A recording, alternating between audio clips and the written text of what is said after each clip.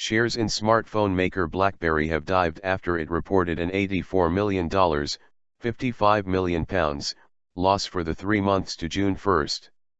The figure was better than the $518 million loss for the same period last year, but much worse than analysts' forecasts.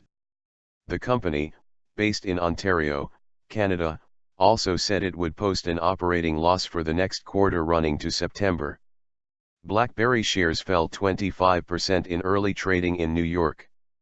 Shipments of new smartphones increased, but Blackberry, which used to be called Research in Motion, did not release how many new handsets running the BB10 operating system were sold in the quarter.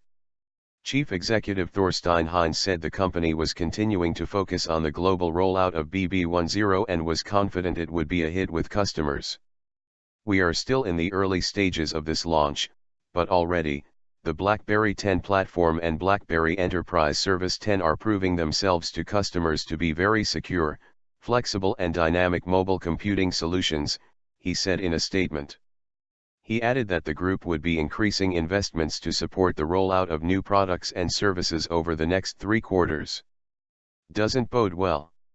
Revenue rose to $3.1 billion in the quarter from $2.8 billion a year earlier. Analysts had been particularly keen to see the numbers for the new Z10 handset, as it was the first full quarter that the model had been on sale in the United States. Blackberry launched 2 all-new smartphones this year, the touchscreen Z10 device, followed by the Q10, with a mini keyboard favored by many Blackberry users.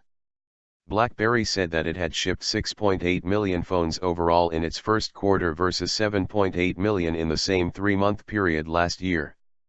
It doesn't bode well for the initial Blackberry 10 launch, particularly the Z10. But even the outlook for a second quarter loss doesn't bode well for the Q10 either, said Brian Colello, an analyst with Morningstar.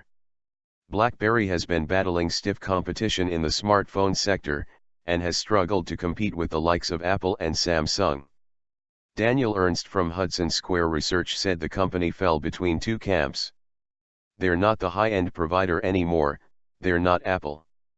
They're not the low-end provider, they're not Nokia. So they are in the middle and they do relatively low volumes, he said. It's difficult to make great margins on that kind of volume, so I would say the outlook is quite negative.